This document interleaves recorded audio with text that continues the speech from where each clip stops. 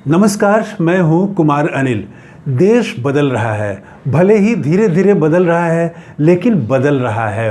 अभी तक हम देख रहे थे कि हिंदू राष्ट्र का जो नैरेटिव था वो काफ़ी भारी लग रहा था। हिंदू मुस्लिम चल रहा था, लेकिन चुनाव के बाद ही लगातार वो कमज़ोर हो रहा है और अब जाके साफ नज़र आने लगा है कि हिंदुत्व की राजनीति पिछड़ रही है और सामाजिक न्याय की राजनीति वो सियासत के केंद्र में आ रही है। इधर खास करके ये 4-5 दिनों में घटनाक्रम और तेजी से बदला। तो एक तो मैं इस पर बात करूंगा कि क्या जो देश की सियासत है उसके केंद्र में अब हिंदू राष्ट्र वाला जो राजनीति थी, वो हिंदू राष्ट्र का जो नैरेटिव था वो अब नहीं रहा, उसकी जगह सामाजिक न्याय हो गया है।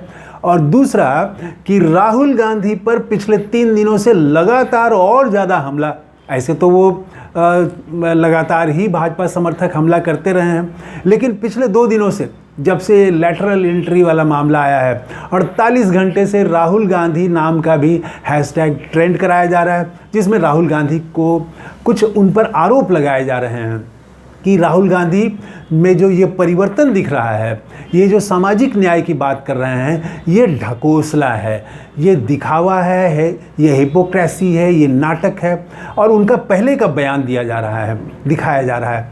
तो मैं इस वीडियो में 2 चीज़ों पर बात करूंगा। पहले तो ये कि क्या हिंदुत्व की राजनीति, नफरत की राजनीति अब कमज़ोर पड़ रही है और सामाजिक न्याय की राजनीति वो सियासत के केंद्र में आ रही है, और दूसरा कि राहुल गांधी क्या सचमुच बदल गए हैं या नहीं बदले हैं। जो भाजपा कह रही है वही सही है कि वो बदले नहीं हैं, सिर्फ सुविधा की राजनीति कर रहे हैं, अपॉर्चुनिज्म है, अवसरवाद है। इस 2 चीज़ों पर हम बात करेंगे। पहले तो देखिए कि भारतीय जनता पार्टी के लोग सोशल इंजीनियरिंग तो बोलते हैं, किस जाति को कहाँ टिकट देना है, किस जाति के खिलाफ किस जाति को गोलबंद करना है, ये तो वो काम करते रहे हैं, लेकिन सोशल जस्टिस की बात वो नहीं करते हैं। ये पहली बार अब जो लैटरल एंट्री वाली वैकेंसी जो निकाली गई थी, तो उसको कैंसिल करने के लिए केंद्रीय मंत्री जितेंद्र सिंह ने पत्र लिखा यूपीएससी को, और उस पत्र में उन्होंने लिखा है कि प्रधानमंत्री नरेंद्र मोदी का मानना है कि सामाजिक न्याय का आधार आरक्षण है और संविधान में जो सामाजिक न्याय और आरक्षण का अधिकार दिया गया है उसका अनुपालन होना चाहिए। तो ये प्रधानमंत्री नरेंद्र मोदी अब जो है वो सामाजिक न्याय शब्द बोल रहे हैं, भाजपा के मंत्री सामाजिक न्याय शब्द लिख रहे हैं, तो ये अपने आप में बहुत कुछ बता देता है। ये बता रहा है कि न सिर्फ विपक्ष की आवाज़ बढ़ी है, न सिर्फ राहुल गांधी, अखिलेश यादव और तेजस्वी यादव की आवाज़ का असर हुआ और कुछ एनडीए के नेताओं ने भी कुछ कुछ बयान दिया, सिर्फ इनका ही असर नहीं है, बल्कि उससे कहीं ज़्यादा जनता का मिजाज बदल रहा है, देश का मिजाज बदल रहा है। और यहाँ से वो मजबूर हुए हैं प्रधानमंत्री मोदी कि वो सामाजिक न्याय शब्द उनको अब बोलना पड़ रहा है। उनके मंत्री को लेटर जो यूपीएससी को लिखा, उस लेटर में सामाजिक न्याय शब्द का उल्लेख करना पड़ रहा है, सफाई है देनी पड़ रही है। तो वो जो सफाई दी गई है वो यूपीएससी को नहीं दी गई है, वो देश को एक तरह से सफाई दी गई है। वो जानते हैं कि इसके माध्यम से बात जो है, इस लेटर के माध्यम से बात हमको देश तक पहुंचाना है, तो वो देश तक पहुंचा रहे हैं कि हम सामाजिक न्याय के लिए हैं। तो ये एक बहुत बड़ा वो शिफ्ट है, और ये शिफ्ट कोई आइडियोलॉजिकल शिफ्ट नहीं है। इस मामले में मैं स्पष्ट हूँ, लोग भी स्पष्ट रहें, ये है प्रधानमंत्री मोदी की मजबूरी। वो विपक्षी दल का जो दबाव बढ़ रहा है, मजबूरी जो उनके लोग अलग विपक्ष के साथ जाके बोल रहे हैं, वो भी मिल जा रहे हैं विपक्ष के साथ, और सबसे बड़ी मजबूरी ये है कि जनता खिलाफ जा रही है। विपक्ष की कामयाबी इस बीच ये जरूर रही है कि विपक्ष ये नैरेटिव बनाने में जरूर कामयाब रहा है। राहुल गांधी, अखिलेश यादव और तेजस्वी यादव ये इस बात को जनता में ले जाने में कामयाब रहे हैं कि भारतीय जनता पार्टी आरक्षण नहीं चाहती है, ओबीसी, दलित और आदिवासी विरोधी है भारतीय जनता पार्टी। ये बात कहीं ना कहीं नीचे जा रही है। पहले सिर्फ जाति गणना की बात थी, जब संसद में एक पूर्व मंत्री ने, भाजपा के सांसद ने राहुल गांधी को एक तरह से गाली देते हुए कहा था कि जिसकी जाति का पता नहीं वो जाति गणना की बात कर रहा है। उसके बाद देश भर में फिर तूफान आया, फिर वो हंगामा हुआ, बात जाति गणना तक थी। लेकिन ये जो लैटरल एंट्री वाली बात आई, जिसमें 45 पदों पर वैकेंसी निकाली गई और कोई आरक्षण नहीं, यहाँ से मामला तूल पकड़ा। और इस पर आप देखें कि शब्द कैसे हैं। राहुल गांधी ने कहा कि ये आईएएस का निजीकरण है, ये संविधान को ख़त्म कर देना चाहते हैं, पिछड़ों, दलितों, आदिवासियों पर हमला है, उनका आरक्षण ये लूट लेना चाह रहे हैं, हम ऐसा नहीं होने देंगे।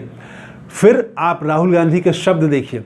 राहुल गांधी ने कहा कि 50% आरक्षण की अधिकतम सीमा जो है उसको हम ख़त्म करके जाति गणना करेंगे और उसके आधार पर हम सबको हिस्सेदारी देंगे, तब जाके सामाजिक न्याय आएगा। इतने मजबूत शब्द जो है, शब्दों से। और इधर तेजस्वी यादव ने एक और मामला उठा दिया। वो कृषि अनुसंधान और शिक्षा विभाग में 300 से ज़्यादा पदों पर वैकेंसी निकली और उसमें एक भी आरक्षण नहीं, वो सब पद जो है मुक्त रखे गए हैं आरक्षण से। तो ये मामला आ गया। उत्तर प्रदेश में हाईकोर्ट, इलाहाबाद हाईकोर्ट ने फैसला दे दिया 69,000 शिक्षकों में की भर्ती में, नियुक्ति में आरक्षण का अनुपालन नहीं हुआ था। वो भी एक बहुत बड़ा झटका है। उस पर भी राहुल गांधी ने कहा, अखिलेश ने कहा, तमाम विपक्षी दलों ने कहा कि ये जो भाजपा की नीतियां हैं उस पर हाईकोर्ट ने एक तरह से चपत लगाई है, चोट पहुंचाई है उस पर। तो ये कई घटनाएं एक साथ हो गई। उत्तर प्रदेश में शिक्षक नियुक्ति वाला मामला, लैटरल एंट्री वाला मामला, फिर कृषि अनुसंधान और शिक्षा वाले उसमें नियुक्ति का मामला। तो ये लगातार जो मामले उठे और हर मामले में विपक्ष जिस तरह से उठा और बात उठाया कि भाजपा जो है आरक्षण विरोधी है, ओबीसी विरोधी है, तो ये बात कहीं ना कहीं नीचे जाने लगी और यहाँ से घबरा गए हैं ये भाजपा और प्रधानमंत्री नरेंद्र मोदी भी। ये घबराहट में उनकी भाषा बदली है। भाजपा और आरएसएस का विचारधारा में उनके कोई परिवर्तन नहीं आया है। हाँ, और ये भी मैं मानता हूँ कि ऐसा नहीं कि ये जो अभी भारी दिख रहा है सामाजिक न्याय का नारा, आरक्षण, ओबीसी पॉलिटिक्स, एससी एसटी की पॉलिटिक्स जो अभी सियासत के केंद्र में आज दिख रही है, आज की तारीख में, तो कल भी ये केंद्र में रहेगी इसकी गारंटी नहीं है। अभी जो हिंदुत्व, भाजपा का जो हिंदुत्व है, वो हिंदुत्व अभी पीछे पड़ा है, लेकिन वो फिर किसी दूसरे मोड़ पर सामने आ सकता है। अभी ये सामाजिक न्याय और हिंदुत्व की राजनीति में एक रस्साकसी चल रही है, एक तीखा संघर्ष चल रहा है कि कौन किसको पछाड़े। ये अभी चलेगा। अभी अंतिम तौर पर हिंदुत्व की राजनीति का अभी वो कमज़ोर नहीं हुआ है, वो हाशिए पर नहीं गया है, ये मैं समझता हूँ और बताना चाहता हूँ। दूसरी बात कि राहुल गांधी के खिलाफ जो अभियान चल रहा है कि राहुल गांधी अवसरवादी हैं, उनके पुराने बयानों को दिखाया जा रहा है, मैं ये समझता हूं कि अवसरवादी कहना ठीक नहीं है। देखिए, अवसरवादी की पहचान हो जाती है कि अगर आप कोई एक अवसरवादी जो है वो क्या करेंगे, भाषण में कह देंगे कि जैसे प्रधानमंत्री नरेंद्र मोदी, वो बाहर जाएंगे, विदेश जाएंगे तो कहेंगे, विदेशियों से मिलेंगे तो कहेंगे कि भारत जो है उसने दुनिया को बुद्ध दिया है, युद्ध नहीं बुद्ध दिया है। तो वो शांति की बात करते हैं और जब यहाँ आते हैं तो कहते हैं कि देश में घुसपैठिए आ गए हैं, वो तुम्हारा मंगलसूत्र छीन लेंगे। तो ये पता चल जाता है कि आप जो बुद्ध और युद्ध की बात कर रहे थे वो सही है या ये सही है। राहुल गांधी में हाल के वर्षों में, जब से उन्होंने भारत जोड़ो यात्रा शुरू की है, उसके बाद में उनके वक्तव्यों में ये कंट्राडिक्शन आप नहीं देखिएगा। पहले के उनके बयान जरूर ऐसे रहे हैं जिसमें वो कहते रहे हैं कि वो जातिवाद ठीक नहीं है और उस तरह से आरक्षण की बात जैसे अब कर रहे हैं वैसे नहीं करते थे। लेकिन ये तो आदमी को अपना विचार उसका बदलता है, वो अनुभवों से, समय के अनुसार बदलता है। और राहुल गांधी में ये बदलाव की एक प्रक्रिया भी दिखती है। अचानक वो नहीं बदला, वो टैक्टिकल तौर पर नहीं बदला है, बल्कि ये बदलाव जो है उनमें एक दिखता है, उसकी एक प्रक्रिया दिखती है। भारत जोड़ो यात्रा से वो लोगों से मिले, फिर उनको पता चला, फिर उन्होंने कैसे फिर पूरे चुनाव में उन्होंने उठाया इस मसले को। तो अगर ये रेटरिक रहता, अगर ये दिखावा होता है। तो एक बार चुनाव में बोल दिया राहुल गांधी ने कि होना चाहिए, आरक्षण मिलना चाहिए और सबको पिछड़ों और का जाति गणना होनी चाहिए, उसके बाद वो क्यों उठाते? लेकिन वो संसद में भी बोले कि वो चैलेंज करके उन्होंने कहा कि हम जाति गणना का बिल इसी संसद से, इसी लोकसभा से पास करके दिखाएंगे, आपको जितनी गाली देनी हो दीजिए। जिसने भी पिछड़ों की बात की है, दलितों की बात की है, आरक्षण की बात की है, उसको गाली सुननी पड़ी है, मुझे आप गाली दीजिए लेकिन मैं जाति गणना करा के रहूँगा। तो वो अगर वो टैक्टिकल तौर पर राहुल गांधी बोल रहे होते तो फिर संसद में नहीं बोलते, चुनाव में बोल दिए, चुनाव में जो फायदा लेना था ले लिए, फिर क्यों बोलते? फिर भूल जाते, फिर अपना काम करने लगते। लेकिन नहीं, वो लोकसभा में भी बोल रहे हैं, लैटरल एंट्री पर भी बोला उन्होंने, और लैटरल एंट्री में भी वही सवाल उठाया कि 50% आरक्षण का जो कैप है उसको हम खत्म करेंगे, जाति गणना करेंगे।